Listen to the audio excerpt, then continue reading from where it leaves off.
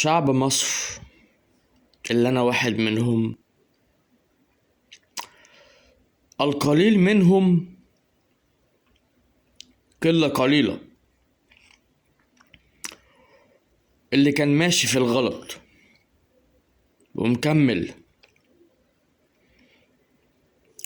وظهرت له علامات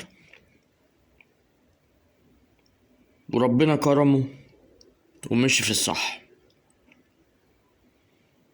خايف جدا على بنات بلدي وشباب بلدي ان هم يستمروا في الفسق والفجور والزنا والإسراف والتبذير اللي هم عايشين فيه أو أهاليهم عايشينهم فيه لغاية قيام الساعة.